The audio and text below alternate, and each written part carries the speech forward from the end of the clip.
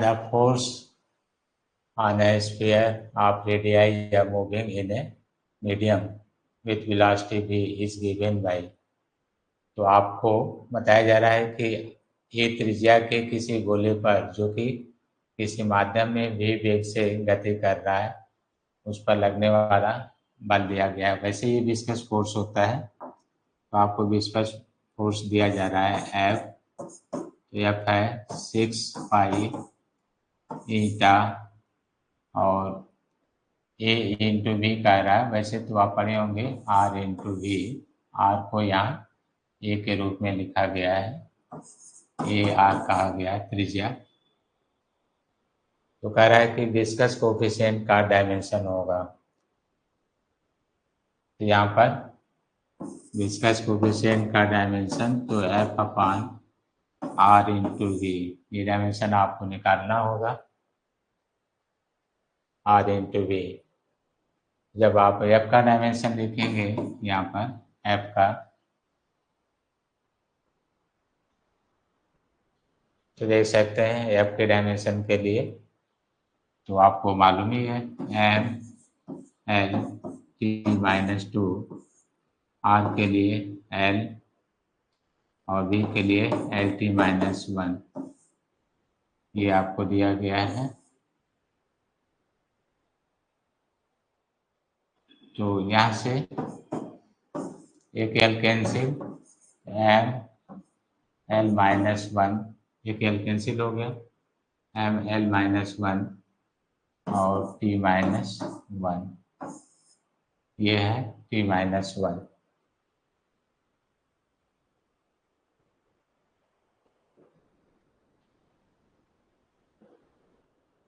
तो उसमें लिखा होगा, कोई देख लीजिए ऑप्शन, जैसे ये यहाँ पर लिखा है,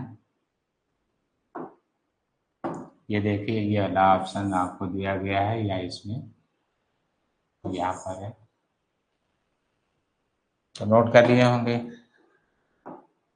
यहाँ से विच फिजिकल क्वांटिटीज है द सेम डायमेंशन, इनमें से कौन से भौतिक राशियों की विमाएं एक समान हैं, कौन सी भौतिक राशियों की विमाएं एक समान है। देख सकते हैं which physical quantities have the same dimension.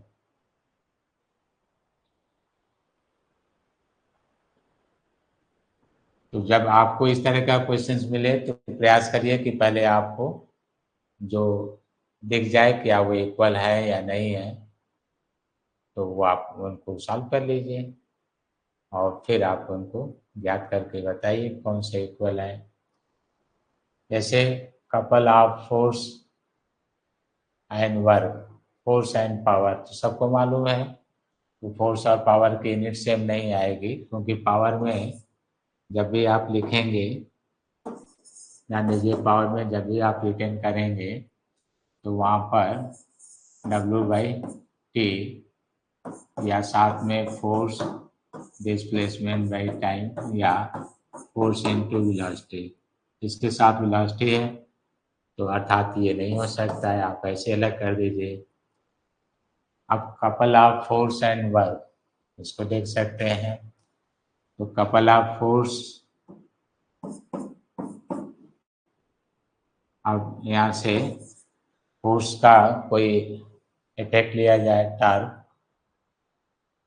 तो उसमें न्यूटन मीटर, और वर्क में भी आप देखेंगे तो जूल, तो 1 newton metre equal to 1 joule, तो दोनों का डायमेंशन तो सेम आएगा। जबकि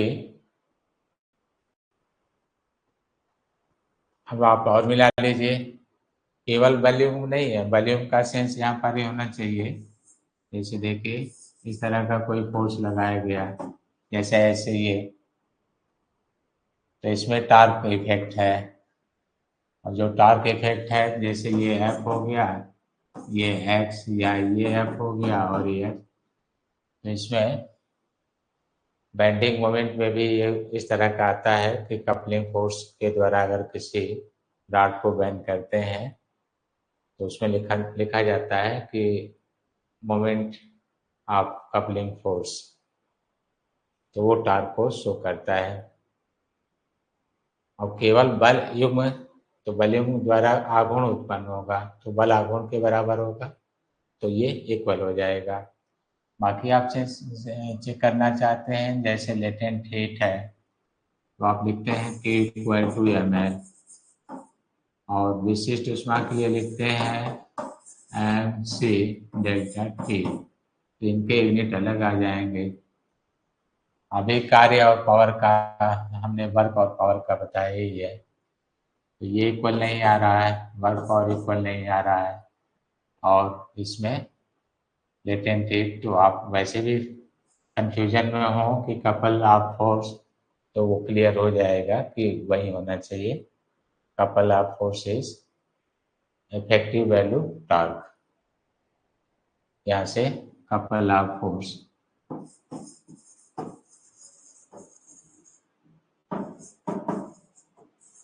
तो इफेक्ट कैसा है, टॉर्क पर है,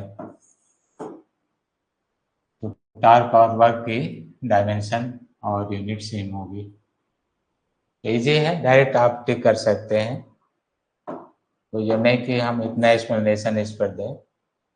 दो राशियां ए तथा बी की विमाएं भिन्न हैं, निम्न में से किस गणितीय संक्रिया की भौतिक राशि सार्थकता है। तो कह रहा है कि two quantities A and B have different dimension, which mathematical operation given below is physically meaningful.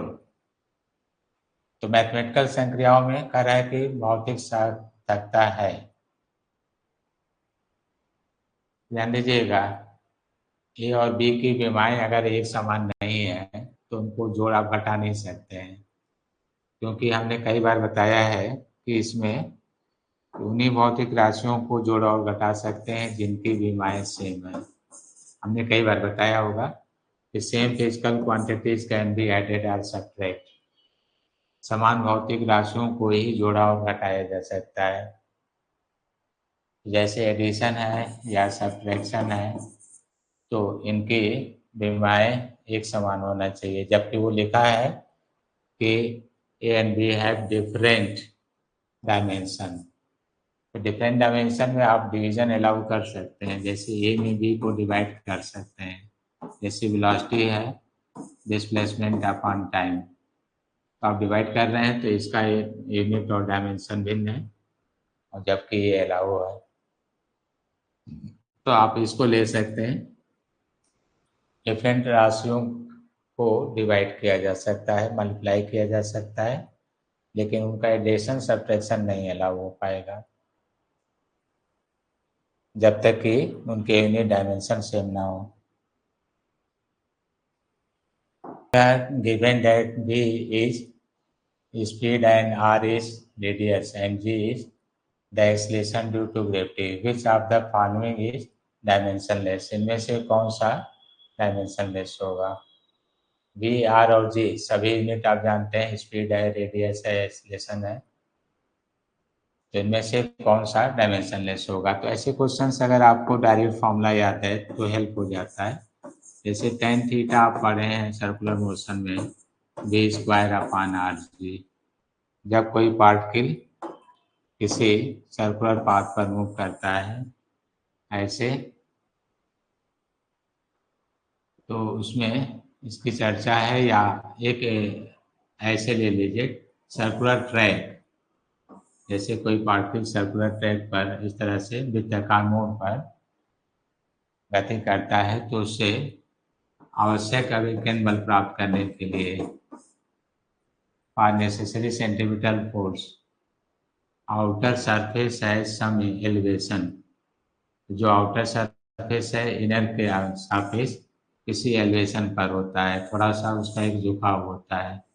Elevation यहाँ से हम कहीं दे रहे हैं, ये इसको हटा दे रहे हैं लाइन,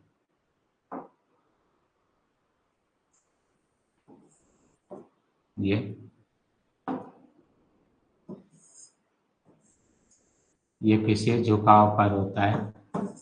मान लीजिए जो एलिवेशन है वो h है, और जो सड़क की चौड़ाई है विड्थ यहाँ से यहाँ तक दी है। तो आप इसमें पढ़ते हैं tan theta equal to V square by R G या एच बाई डी, ये आपको रीड किया जाता है, बताया जाता है। वैसे यहाँ वी स्क्वायर आर जी में वी स्क्वायर आर को भी हटाकर ए बाई जी बता दिया जाता है, ए बाई जी।